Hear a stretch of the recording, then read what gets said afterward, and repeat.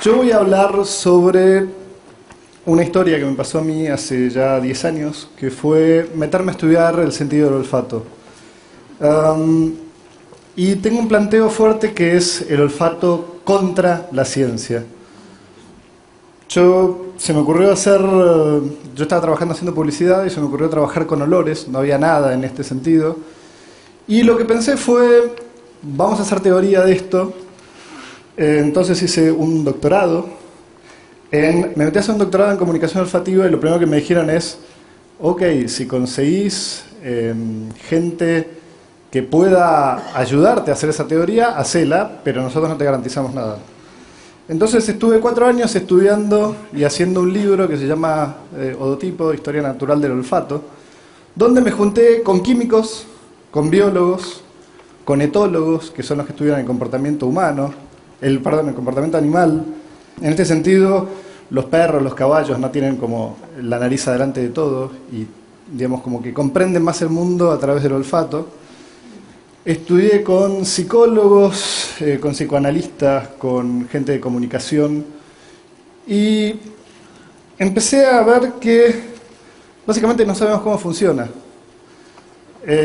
Hay muchos científicos estudiando y aplicando métodos científicos sobre el olfato, pero no sabemos bien qué es lo que pasa. No se sabe, por ejemplo, cuando una molécula olfativa llega al epitelio olfativo, qué pasa, cómo se decodifica. Está en un lugar del cráneo el epitelio olfativo que es el centro, digamos, en los 2 ejes, con lo cual entrar es muy difícil. Y para mí está bueno que pase eso, ¿no? Que no se pueda entender. Era como una mala noticia, si estaba haciendo un doctorado y teóricamente estaba haciendo ciencia, tratar de como ir contra que no sepamos. Pero a veces es lindo no saber. Para mí es maravilloso no saber. Hay algunas cosas que sí sabemos, hay algunas cosas que sí encontraron algunos científicos. Por ejemplo, que sentimos los olores cuando son incoherentes. ¿Cuándo alguien se da cuenta que algo huele? Cuando llegás a un lugar y hay olor a gas, por ejemplo. Acá no debería haber olor a gas y uno se empieza a asustar y dice, no, acá no. O si te vas a comer una manzana y tiene olor a pollo porque estaba en la heladera arriba del pollo, uno no se la come, ¿no? Dice, no. También cuando tenés memoria de que te intoxicaste alguna vez con eso, ¿no? Comí carne picada, me intoxiqué, vuelvo a comer carne picada, digamos, hay algo ahí que nos genera una incoherencia que nos molesta. Otra de las cosas, una metáfora que a mí me encanta, es un caramelo de frutilla, ¿no? Al olfato se lo engaña muy fácilmente. Yo hago un paquetito, le pongo una frutilla, hago un saborizante, un colorante, y la gente cree que está comiendo un caramelo de frutilla cuando en un caramelo de frutilla no hay nada de una frutilla. Pero acá aparecen muchas cosas. Otra cuestión maravillosa de la que me enteré es de un tipo de memoria que genera el olfato, que también la tiene el oído en cierta parte, pero la vista no, que es lo que se llama memoria episódica. No sé si leyeron a Proust, pero Proust tiene un libro de 4 tomos llamado En busca del tiempo perdido, que empieza cuando él agarra una madeleine y la mete en un té, se la come y salen 4 tomos, ¿no? Tiene esa capacidad del olfato de darnos toda la información sensorial como metida en una partícula de olor. Yo voy a lo de mi abuela y me transporto, pasan cosas muy, muy, muy intensas con los olores. Y es interesante empezar a estudiarlo. Es súper idiosincrático, con lo cual, de vuelta, no se puede hacer ciencia, porque yo sé que a cada uno de ustedes, si se ponen a pensar en sus experiencias olfativas, van a ser distintas a las mías, seguro. Después hay una cosa que también es brillante y muy interesante, es que no tenemos léxico para el olfato. No sabemos bien, digamos, no hay palabras. Es olor a limón, olor a café. No tenemos una palabra para el olor a café. Existen palabras como perfume, fragancia, esencia, aroma, pero son palabras muy generales, ¿no? No hay léxico particular para el olfato. Y esto lo hace científico. Hay un montón de científicos que están estudiando el olfato. Yo viajé por Estados Unidos y estuve como en 10 laboratorios distintos. Me espanté de lo que es la ciencia, ¿no? Es totalmente inductiva. La mayoría de la gente trata de demostrar algo. y el olfato escapa. Unos científicos muy simpáticos que me encontré en Canadá escribieron un libro que se llama Aroma, donde lo que hicieron fue ir a la selva del Amazonas, ¿no? El Amazonas tiene un techo de vegetación. Ese techo de vegetación hace que pase poca luz. Como pasa poca luz, la vista funciona poco. Funciona mucho menos que otros sentidos. Y el olfato funciona más, la gente está más cerca de la tierra. Hay una teoría de Freud que plantea que pasamos del olfato a la vista cuando nos paramos, ¿no? Cuando nos paramos empezamos a tener perspectiva y antes estamos más cerca del piso. Y lo que descubrieron es que hay gente que tiene toda la cosmología armada en función del olfato. Una persona es joven o vieja, depende de cómo huele. Una persona es hombre o mujer, depende de cómo huele. Una persona, una estación del año se define por los olores que hay. Esto quiere decir que estamos equipados con un sentido del olfato que nos habilita perfectamente para organizar el mundo a partir de acá. Ahora, ¿qué pasó en el medio, no? En el medio hubo unos personajes en el siglo XVIII que se llamaron los higienistas. Cuando empezaron las primeras ciudades grandes, empezaron un problema enorme que era los olores, ¿no? Si yo despliego mi olor, piensen cuando van por la calle y hay una persona que vive en la calle, el olor que tiene, ¿no? Ese es el olor que tenemos todos. Todos hacemos una nube de 3 o 10 metros cuadrados de olor. Los higienistas, había un problema que eran las enfermedades, se dieron cuenta que las enfermedades se generan por las bacterias, que los olores y las bacterias están muy cerca. Entonces dijeron, no, olor a pata no, perfume. Y ahora, hoy, seguramente todos los que estamos acá, a la mañana nos bañamos, nos pusimos jabón, nos sacamos bien todo el olor, y después nos ponemos desodorante, perfume o lo que sea.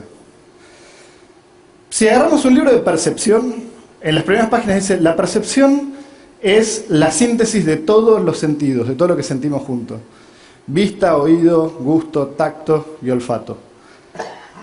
Ahora cuando lo leemos, el 98% del libro es de visión, por ahí un 2%, digamos acá dice con un gráfico estimativo de oído, y el resto no se habla, no hay datos. Y esto es como curioso, ¿no? Así seríamos según un libro de percepción. Seríamos una cosa deforme totalmente. Y no somos así, ¿no? De hecho, la nariz es lo primero que toca el mundo. Si yo me pego contra una pared, pega mi nariz. O sea que la seguimos teniendo adelante. Sigue vigente esto. ¿Qué pasa? De los higienistas pasamos a un siglo de la iluminación, ¿no? Y las ideas y la lamparita y la idea del iluminismo y la idea asociada a la luz y al ojo. Y yo acá planteo la rivalidad, ¿no? La emoción y la nariz contra la razón y el ojo. Y acá esto se hacía a propósito, ¿no? Por un lado, el ojo da unidades discretas. Yo veo escenario, monitor, gente, puedo separar. ¿Olor a qué hay acá? ¿No? Yo acá pongo olor a pata, olor a perfume, olor a limón. Pueden haber 30 olores juntos y no son unidades discretas, sino que son como nubes que se expanden y se comprimen. En este lugar es muy difícil hacer ciencia. La ciencia tiene que medir algo preciso. No hay olores precisos, los olores son nubes. De hecho, las religiones las usan muchas veces para hablar de situaciones como traspasos, ¿no? Uno es joven o es grande, uno está no casado o está casado, y siempre hay olores en esos lugares. Casi todas las religiones del mundo, siguiendo por lo que decía David, usan olores. Hay algo ahí que representa lo irrepresentable. Acá, un poco la imagen del cerebro, ¿no? Por un lado, toda esa masa verde enorme es la razón, que nos da este pensamiento reflexivo, abstracto, donde podemos hacer teorías y explicar el mundo. Y por el otro lado, ese pedacito re pequeñito que de hecho está adentro, o sea, ahí lo tengo que sacar de ahí, que es a donde reporta el olfato. Y el olfato lo que nos da es la parte más antigua del cerebro, es el rinoencéfalo, como lo que se llama la memoria reptil. Y lo que nos da es una reacción impulsiva, peligro, algo inexplicable, ¿no? Si acá yo largo, me gusta a mí la metáfora del olor a gas, ¿no? Si yo tiro olor a gas en este lugar, salimos todos corriendo sin preguntarnos de dónde está saliendo el olor a gas. No hay una pregunta para eso. Y eso lo hace brillante. También una cosa que el olfato se lo asoció siempre más a lo femenino. y a la vista se lo asoció más a lo masculino. La mujer siempre estuvo denigrada en los últimos 2 o 3 siglos, no sé antes, pero en los últimos 2 o 3 siglos seguro. Entonces acá viene una pregunta que es, ¿por qué nos enamoramos? Si somos tan distintos. Y uno podría decir, no sé, acá los pongo a Brangelina, mirándose fijamente a los ojos, y son 2 personas como bellas estéticamente, ¿no? Y uno dice, yo me enamoro de lo que veo. Ahora, si vamos a la realidad, uno se enamora de lo que encuentra, ¿no? Esto yo puse ugly couple en Google y salió esta pareja, que se autodefine como ugly couple. Pero uno se enamora de lo que encuentra. ¿Y por qué de lo que encuentra se enamora y no de lo que ve, ¿no? Uno tiene amores platónicos y dice, me encanta ella. Vas y le das un beso. ¿Alguna vez pensaron un beso? Un beso básicamente es meter tu boca en la boca de otra persona, pasarle la nariz por acá mucho y mezclar las lenguas. En ese intercambio, que no sabemos por qué lo hacemos, pero lo hacemos, le sacamos toda la información química de esa persona. Y básicamente lo que sabemos es si es compatible o no con nosotros. ¿Compatible en qué sentido? Si nuestra descendencia va a tener genes mejores. Si yo hago un buen examen en un beso, voy a saber que la persona con la que estoy tiene enfermedades que yo no tengo, completamos el árbol entre los dos y hacemos una persona con más posibilidades. Palabras como no hay química, ¿no? la hablamos muchas veces. Algo huele mal, ¿no? Y acá Pepe Le Pew, que siempre, si algo huele mal, por más lindo que sea, corremos. Y acá les voy a mostrar unos estudios que a mí me fascinaron, de unos científicos que lo que hacen es unos estudios que se llaman T-shirt studies versus picture studies, ¿no? Estudios de camiseta contra estudios de imagen. Se le da a una persona una remera y se le dice que durante 3 días no puede usar jabón, no puede usar, no puede bañarse, no, se puede bañar pero con jabón neutro, se puede lavar pero con jabón neutro, y básicamente tiene que agarrar su remera de sus olores. Después se le dan al sexo contrario estas remeras y se hace elegir una. Lo mismo hacen con imágenes, ¿no? Le sacan una foto a una persona y le dicen, bueno, ¿cuál de estos personajes elegís?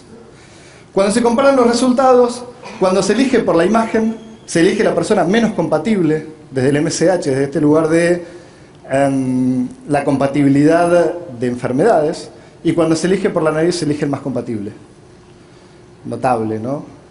Estamos en el siglo de la imagen, o tal vez el siglo que estamos entrando ahora, y el milenio se vaya la imagen al demonio. Ojalá. Hay una cosa acá que es clave, ¿no? Que es, hay una palabra que es esencia, que viene del latín essere, en inglés lo dicen scent, a los olores. Esencia, filosóficamente, es muy pesado. Cuando yo huelo algo, me pongo en contacto con la esencia de la cosa. Son palabras mayores, oler algo. Es uno de los pocos sentidos, junto con el gusto, que se mete algo adentro del cuerpo. Yo meto moléculas emitidas por otro adentro de mi cuerpo. Es muy íntimo lo que pasa y estamos en un lugar donde tuiteamos en vez de ser íntimos.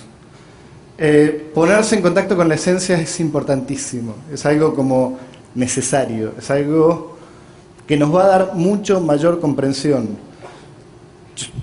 Yo tengo un bebé que tiene 6 meses y la forma de conectarse con el mundo es chupando, o sea, sacándole la información química. De grandes no chupamos nada, ¿no? Y estaría bueno chupar un poco más las cosas, sacarles la información química, ¿no? Nadie chupa el teléfono, nadie chupa la computadora. La vemos, la escuchamos, pero no la chupamos y no la olemos. Nos falta eso. De hecho, por ahora es muy difícil la reproducción digital de olores, porque no existe, no se han identificado todavía olores primarios.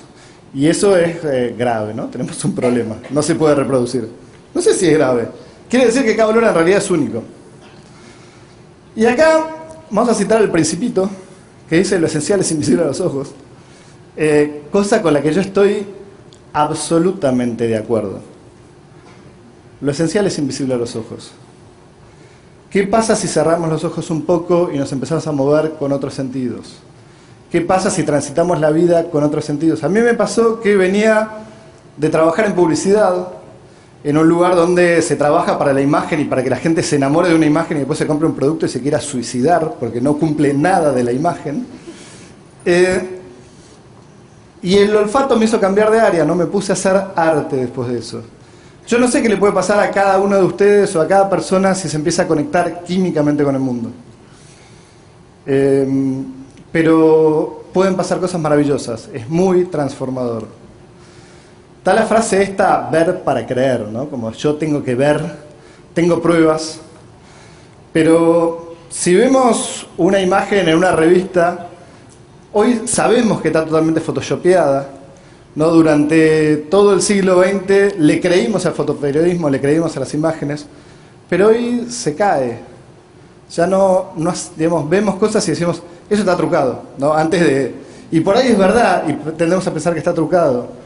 Estamos empezando a dudar de la vista, eso es muy interesante.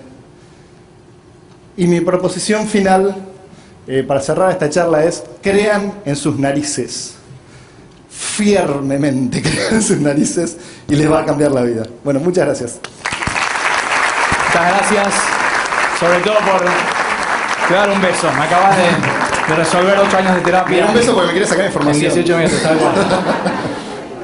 Martín, ¿por qué nos desenamoramos? Te tiré así fuerte. ¿Por qué nos desenamoramos? Uy, qué pregunta. ¿Qué sé yo? Yo creo que uno evoluciona. Yo no tengo el mismo olor hoy que el que tenía hace 5 años. No hay teoría sobre eso, no hay estudios, no tiene No hay estudios, es decir, que haya leído no.